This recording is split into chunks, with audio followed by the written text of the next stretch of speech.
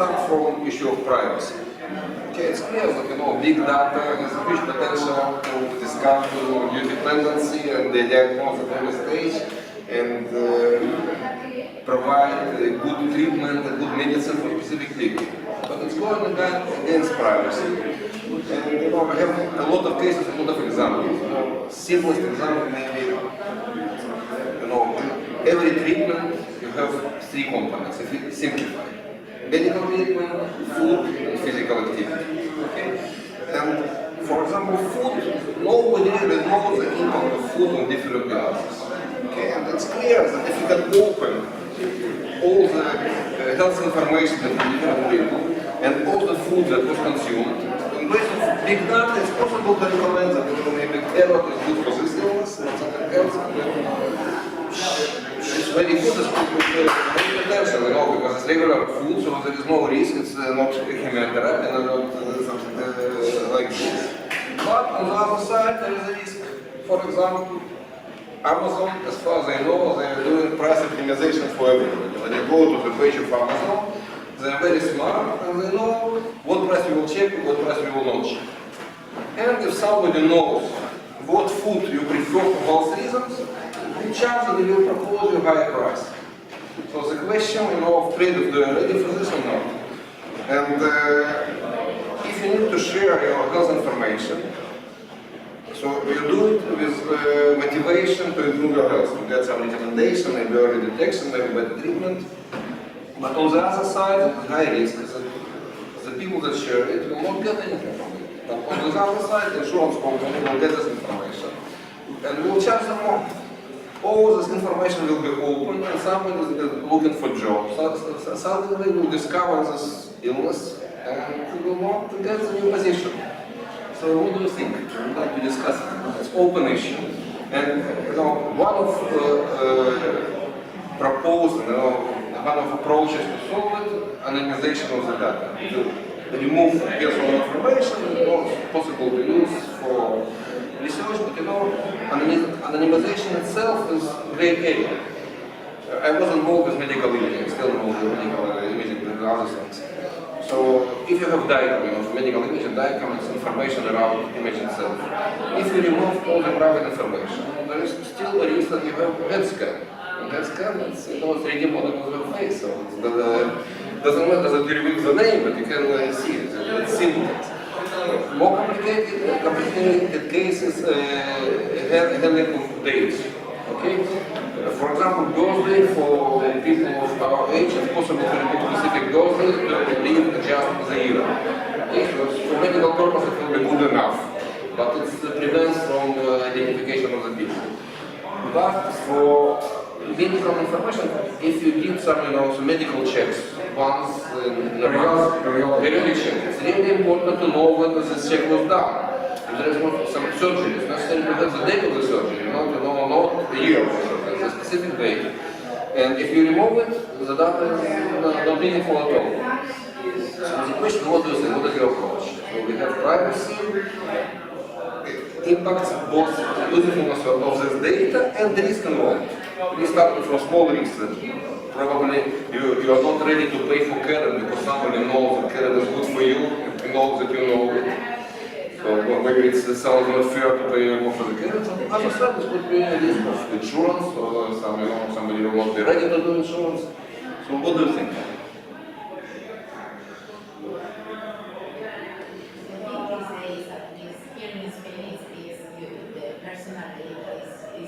So if it's going to be used in a kind of big clinical whatsoever, your name, your date of birth, everything should be removed before you analyze this data. So I think on this side we are doing. The question, are you ready to share inside, everyone? Are you ready to share the data or not? Nobody asked. I think everybody is ready to share that we are going in this direction, not only about health, but all of behavior, right? You enter Google, and if you've been looking for like nice tables for your living room, the next day you go somewhere else, you open it, suddenly you start seeing tables in the, these kind of ads. I know people who are always... No, but I know people that are launching incognito pages in order to avoid that data can Yeah, but companies such as Google and all these companies that have all this amount of information about us, they are entering into cloud right now because they know this is power and they can do the analysis of statistics relating, data with potential risks of illnesses, etc. So, and we generate data even ourselves with our own trackers and everything. So data is up there, and after going to this section, all these guys hacking all the computers, it's really difficult to listen to one well, this is going to be safe. So it's like, the atomic bomb. No one likes it, but we got it. We're here. I don't know exactly what kind of barriers can one put to avoid it. It's not a matter if we're ready or not. We're here. Yeah. So I'm not technology itself. It's still open. Even if you remove personal information, there are studies done on big data, that it's definitely possible to identify people, out of metadata.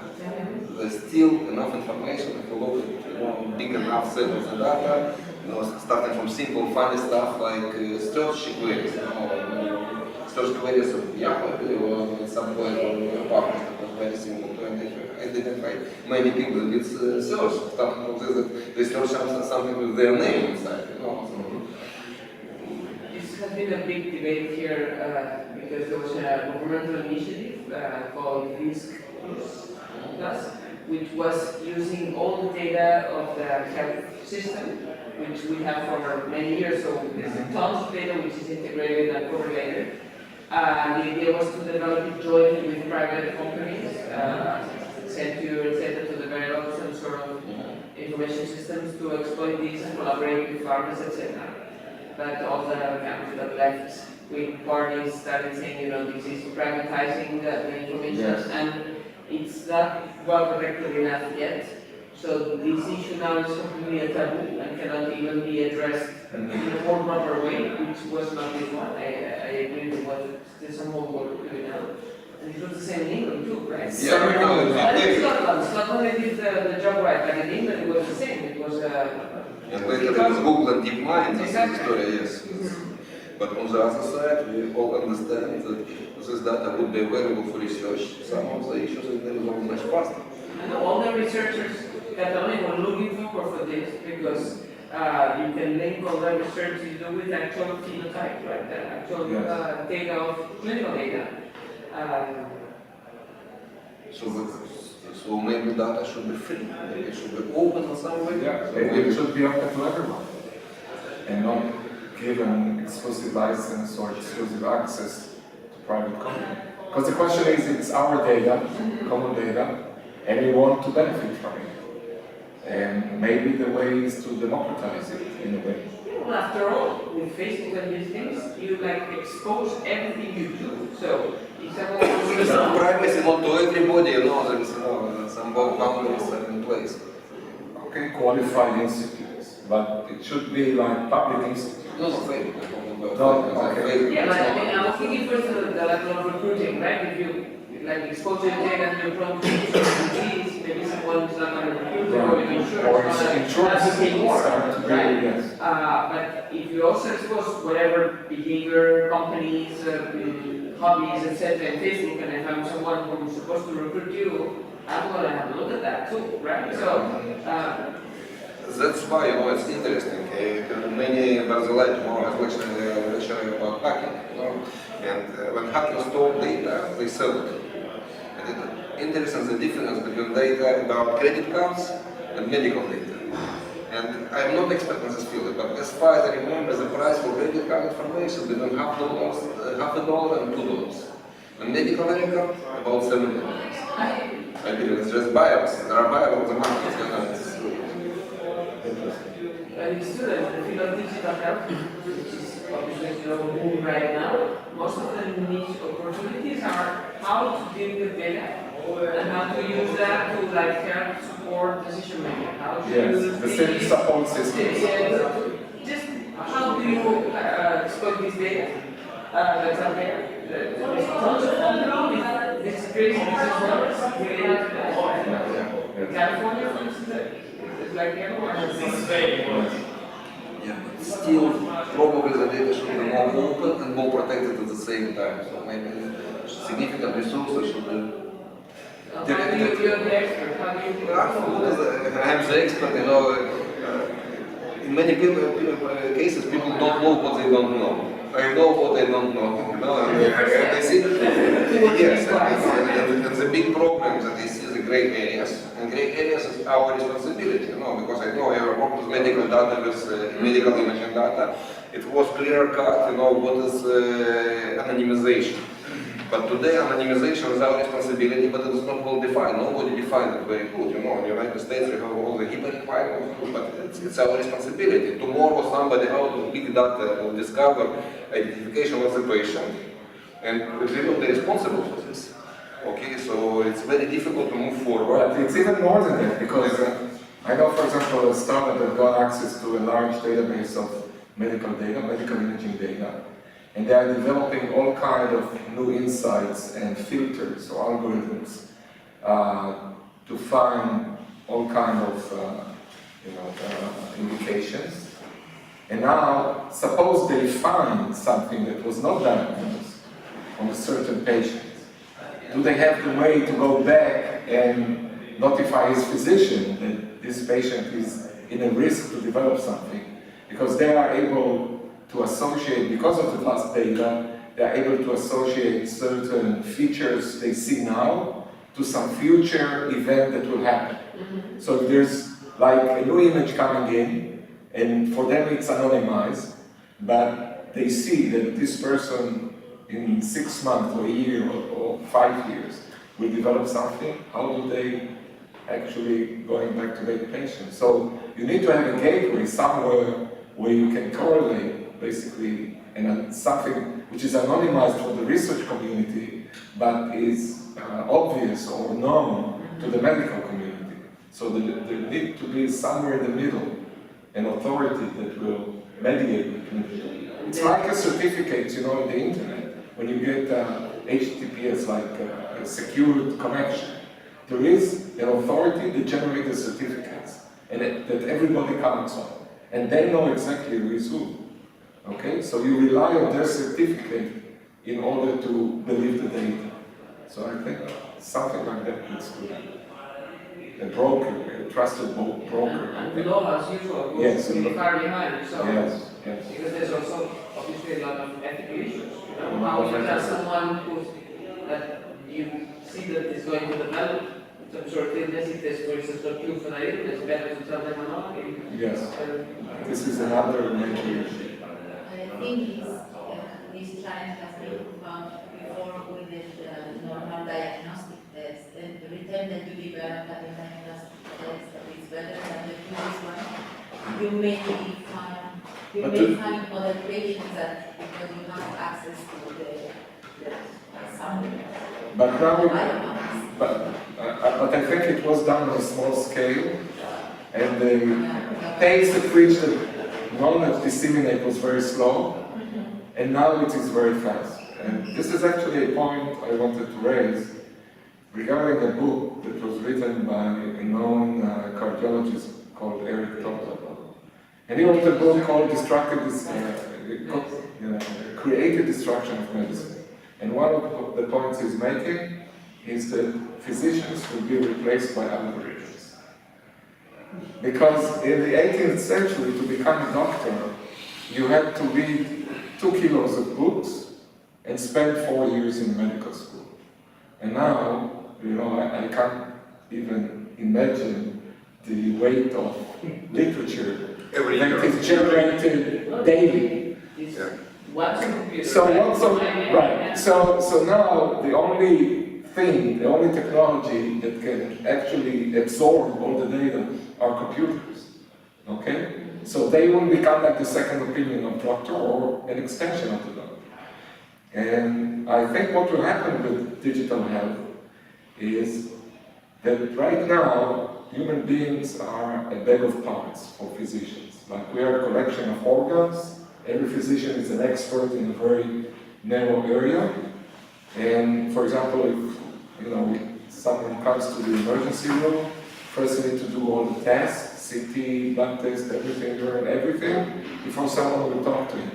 And then when the checks comes back, the physician look at it and start to call specialists. And what we really need is an integrator, because if we get like an opinion from a doctor that we don't plan, we go to a second opinion. And sometimes the second opinion is not like the first one. So In many cases. In many cases. So what do we do? Get So started. engineers say you go and take a third one. So what do you do? Majority voting, average? I mean, at the end, we need to integrate the knowledge. I mean, this is really, I think, the bad or ugly part of digital health, because there's a lot of information, and there are not a lot of physicians who know how to integrate it. And actually, within the medical community, there are a lot of discussions. What is the medical profession that will take ownership on the integration process? Will it be the primary physician, as it used to be 100 years ago? He has a single leg and come to your home and My father's an internist, 86-year-old, still practicing, and he's. I always ask him when I have a problem. I don't know To how integrate, to integrate, right? And I heard, for example, Doctor is not a Well, specialist. yeah. so it's a family doctor that is, and there is another school. I heard a talk by a very famous radiologist to say that radiologists must become the integrator, because they know to look at the knowledge about genetics and pathology and all the data that comes from the digital world and integrate all the knowledge. In terms of privacy, if we go back just a second on privacy, it makes me think about what's going on in the financial world. If you look 20 years ago, 10 years ago, everybody was discreet, you have a private account, nobody knows about your expenses, nobody knows about your taxes. Today, everything is open. Yes. It's disclosed, and it's becoming, for the youth people, for the young people, something normal and standard. Nobody questions this anymore. The path is clear. So I think in this, what you're saying for the medical field, we are going to the same place. And what are the risks? Insurance, work, what else? Pricing mainly, we optimize pricing against no new premises. So it's maybe what you have to change, because it's useful to disclose the Yes. cost.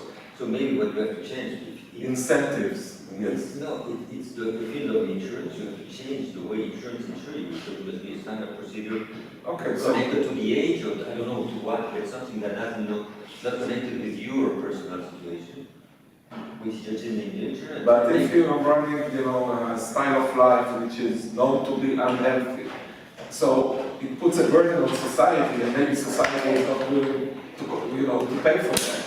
So this becomes an issue relative to national coverage, and everybody is entitled to the same benefits. So yes, right? So who decides what's the norm is? There is one point actually that we should think about, because I think it's something very important. What is, are we the only software medical data or not? That's one question that we should. Say it again. We are the owners of our medical data. That's one important. But even if we say, yeah, we are the owners. Legally yes, and practically no. Okay, imagine we decide we are the owners of our Okay. medical data. Okay, imagine Okay. if like Most countries it goes to this would ownership. be, we can discuss about that, imagine that this way, okay? The second point is, okay, in Europe, probably in your country, you're from Israel, right? Yes. Probably your country is different, but in Europe, the law says we are using an evolution of the Roman law, and here there is a concept saying, okay, if you are owning something, and the community is going to get a big value by purchasing this property to you, then you are obliged to sell that. For instance, imagine here we have a very nice garden, and imagine that they decide that they have to build a new highway between Barcelona-Catalonia, and this is the optimal path. So you are obliged to sell That's also this garden to the community, to the benefit so of the the next population. So you're obliged. So imagine that you are the owner of your medical data, and then But you get compensated if they do that. Exactly. And the question is, how do we get compensated? Exactly. So imagine that the politician or the society, whoever, said, okay, it's important that all of us will give our data to a central point so we can advance in research and do whatever. Okay? So then your data is kind of expropriated. So the debate should be, is it possible or is not possible? Or I think it's happening. or not? I think it's happening, and what is not happening is how do we benefit from it, and how do we get access to our data, and the results of those benefits and insights that people develop. Yes, and how researchers get access to the data. That's the question. It's quite obvious for me because if everybody gives the data and then medical doctors discover that people with these patterns are able to do whatever or they are more prone to develop this kind of illnesses, then this knowledge is benefiting to everyone. If it's properly distributed, if it's not held within, I don't know, franchise like if Google gets it, okay, and they develop the insights based on your data, and then they sell it to the government. Then it's not fair. I mean, they got our data, right? No, why not? Why not? Because if you dig the highway here and you expropriate the garden of this house, and then the government gives the highway to a company to exploit the highway, it's exactly the same thing. But then they pay taxes, right? They pay tax. Okay, so, okay, but this is, okay. So it needs to be taxed such that the public will benefit from it, because tax is used for the benefit of the public, supposedly.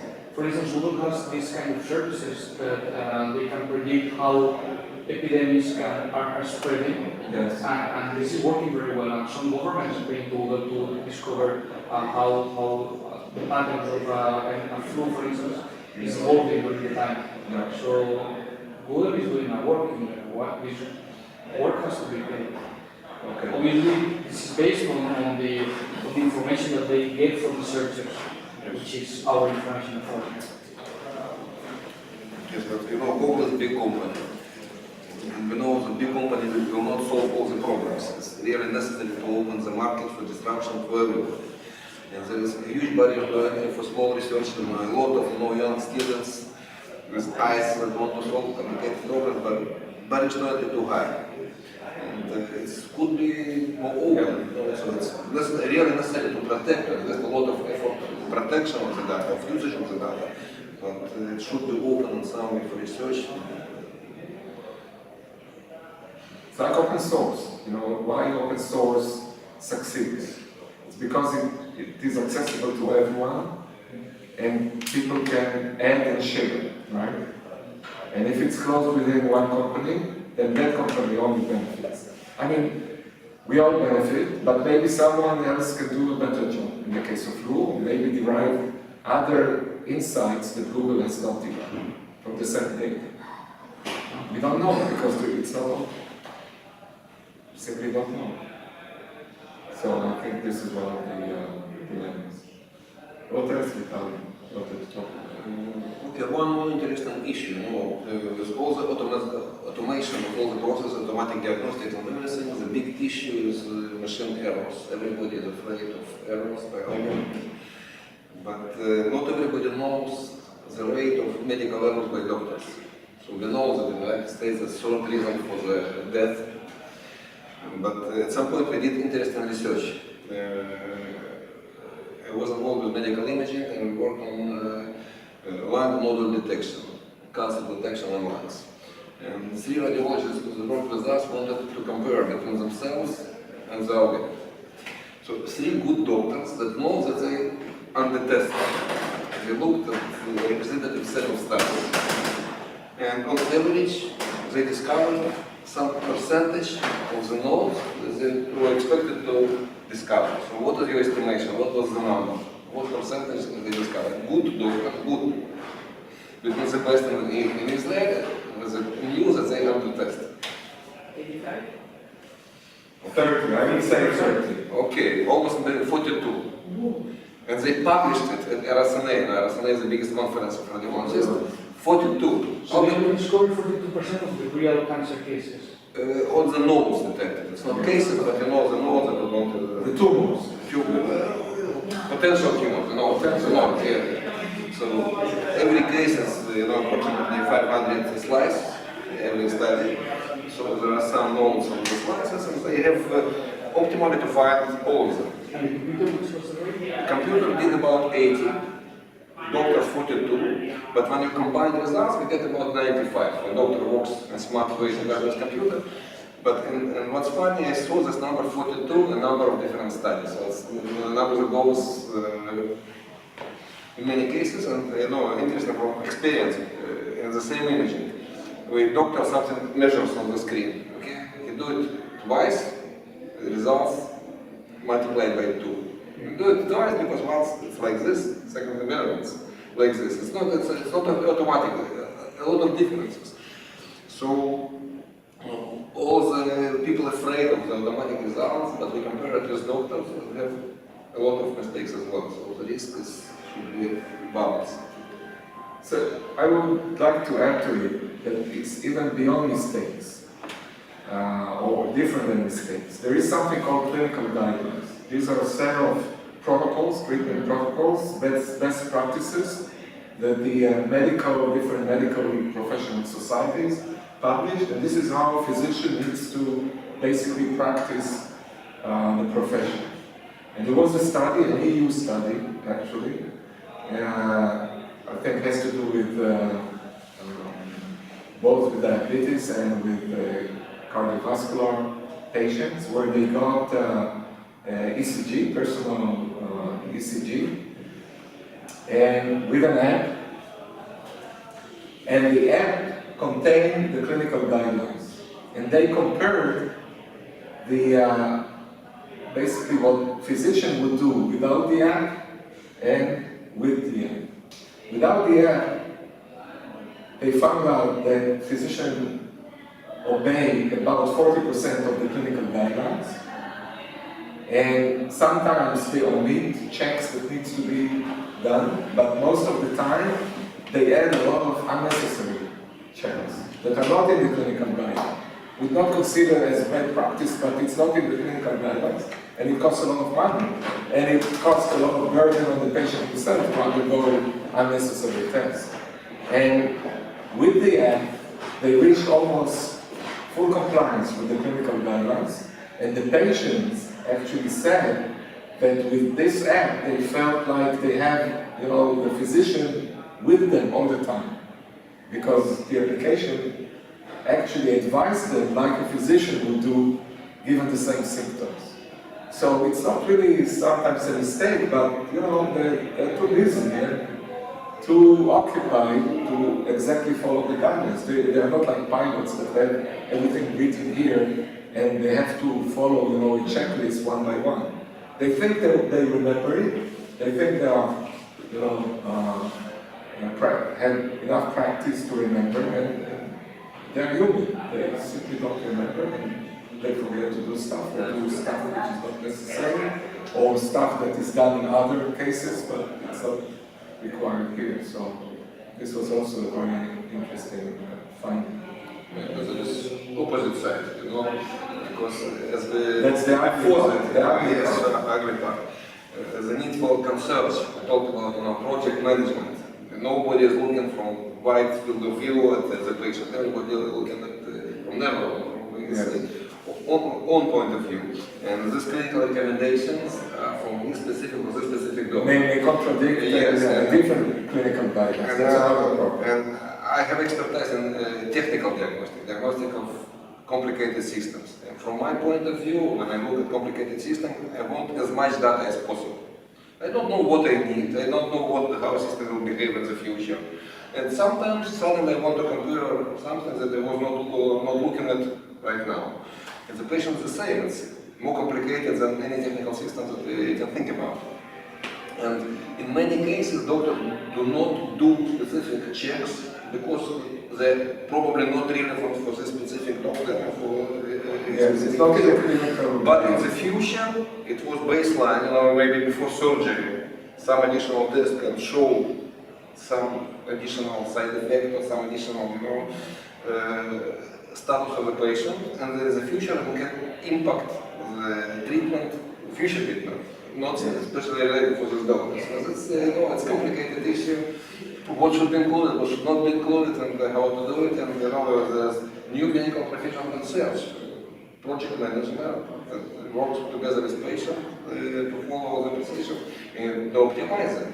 And he must be a doctor, just project manager. So really one of the questions is, it comes because of the amount of data, is how much really the doctor can absorb, how much really a doctor needs, at what times, because there's too much data, actually, too much data. And the question is, in the future, who will really do the integration and who will really treat the patient? Because we live longer, more of us, with more chronic disease, so we need more maintenance, and the education system cannot cope with the amount of physicians in the current system that are needed to treat so many people.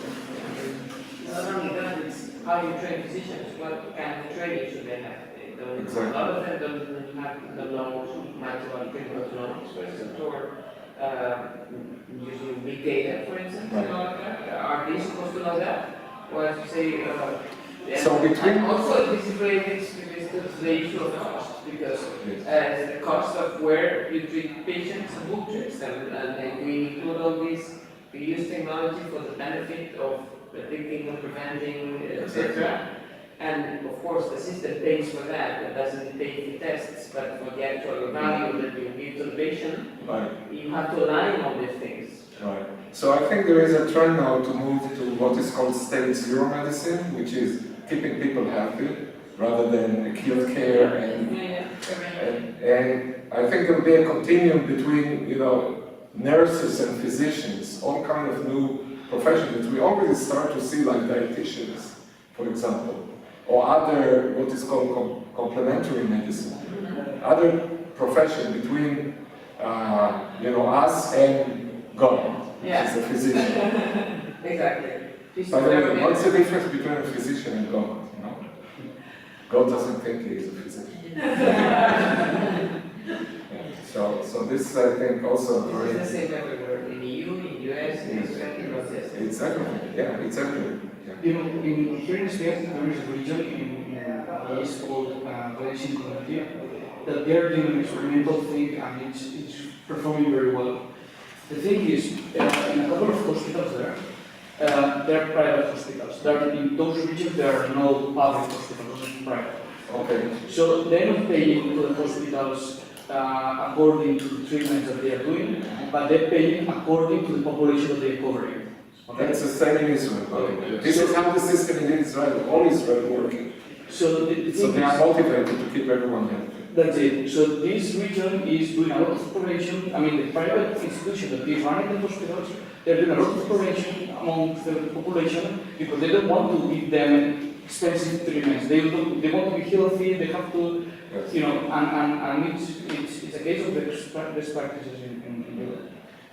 This Eric Which talked region is the one? There are hospitals in the Valencia community. One is in Algeria, and the other is in Algeria. Two mid-sized cities.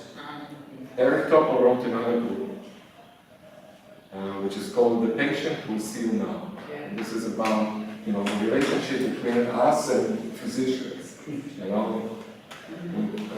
leveling the playing field.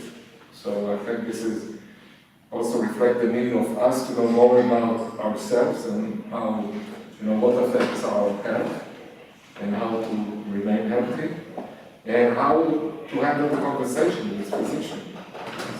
What to expect from them. What to expect. Like this joke, what's the worst thing that can happen to a patient if doctor starts googling his symptoms? No, for second opinion.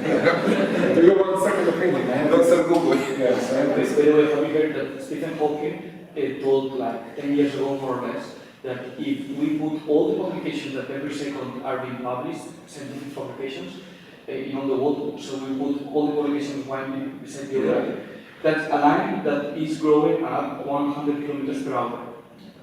So, and I was like 10, 15 years old. So imagine how much. Yeah, It's so, kilograms now. Yeah, I mean, to become a physician, you have to become narrower and narrower. This is really the issue. This is the problem of the health system. That single physician cannot hold really an integrative, perspective of a patient. He knows something which is very special. This is really the problem. What else? One more interesting issue. We are talking about disruption of healthcare. And we have three angles between disruptors, let's say developers, propose new procedures, new devices, new solutions. We have patients and we have doctors. With wellness, everything is clear, doctors almost not involved, so it's direct way to patients, even it's not patients, healthy people. So success, like any electronic device, any solution could be viral, could be not. But in medical field, when we look at devices that go directly to patients, they are very, very viral, and in many cases very successful. Simple devices like blood pressure measure. Something that's simple. It's medical, it should be exact, precise, but goes fast. But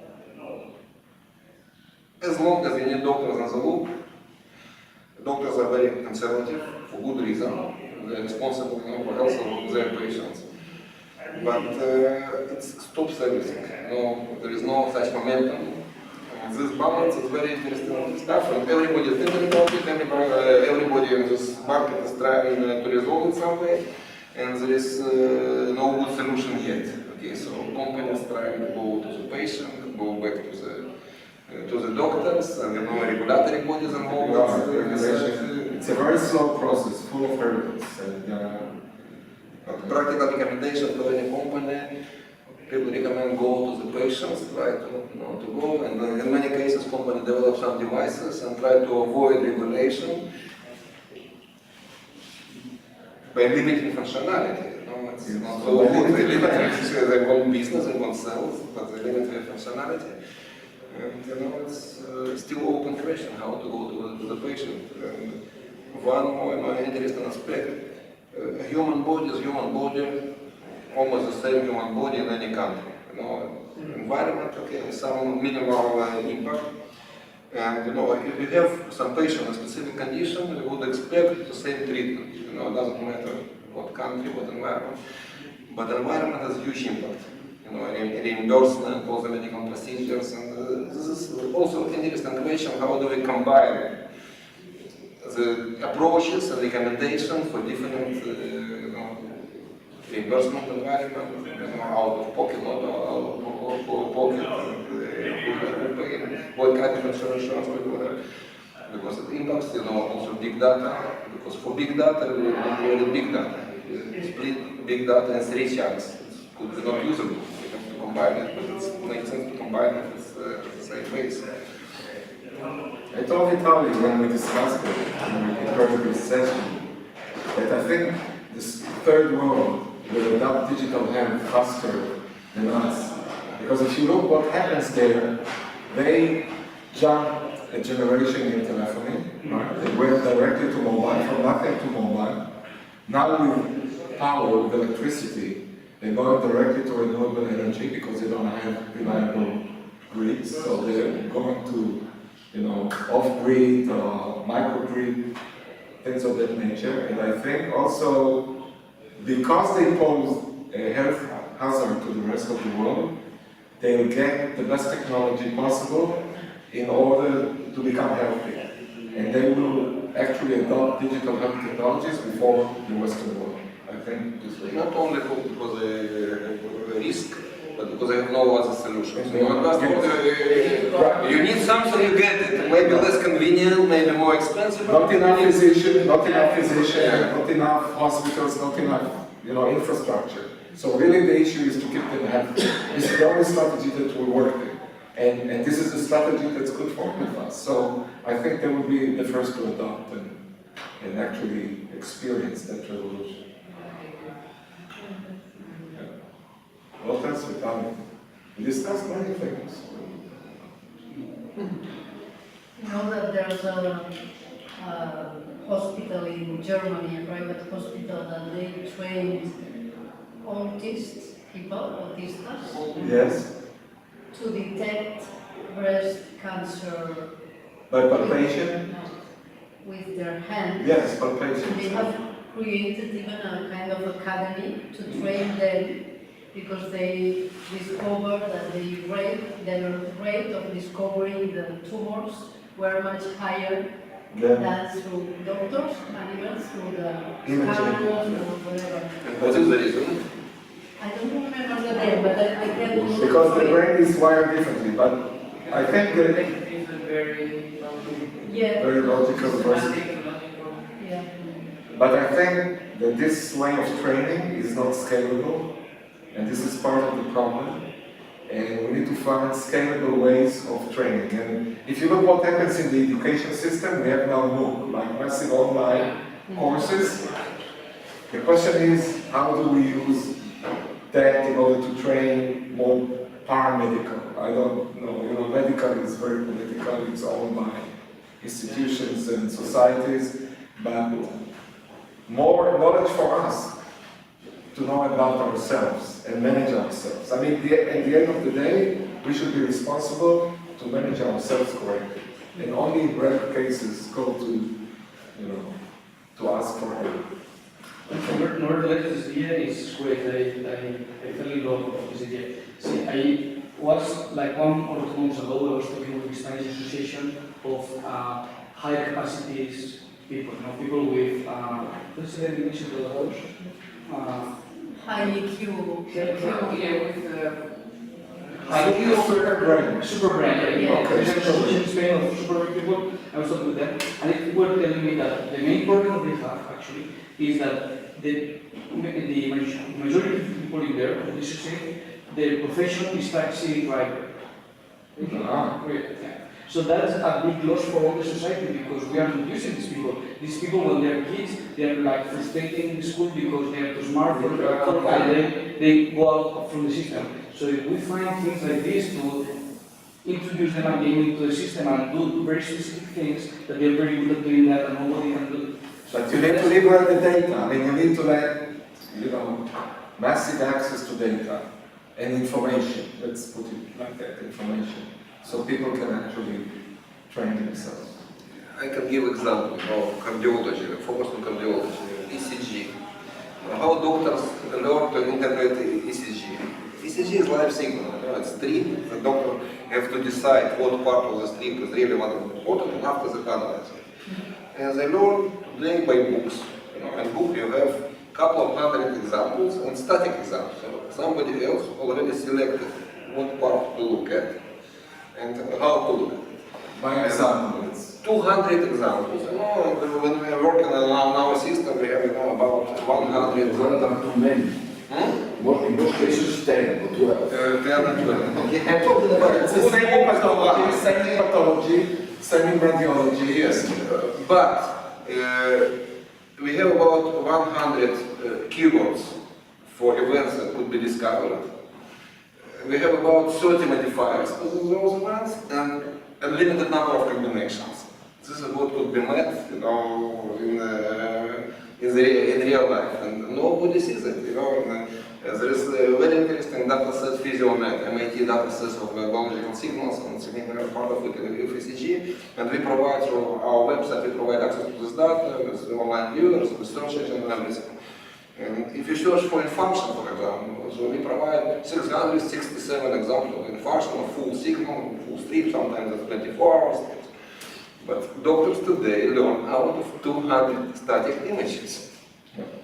So, by the way, a system like that could be also used to answer the question, if I have this ECG, show me the example, show me similar and tell me what it means. It's very Shazam yes. for ECG. Yeah, because we have this functionality in Holder analysis. Because in Holder, this is what done. We have QRS, the detection and classification, it's very similar. Now, the next step classifies not against the same 24 hours, against all the database that we have. We have it in plans, and some point, yes, it could be done, but we're not there. So I think really education will change. The way people are trained will change, because Right now it's very slow. For the radiologists to reach, an expert stage takes like 5 years. And it's because he has to gather that experience. For practical cases, For yes. practical And out of 42%, the expert, the teachers, the test himself. Yes. Teacher, yeah, Yeah. it's kind of a. So the only way is to aggregate information and get, best practices. And so he can, on his first day in job, he can sort of consult, all the experts in the world which are in the computer. So I think this is another revolution to happen in the way that the medical profession will be taught and to practice. So that's it. Good day first. Thank you very much.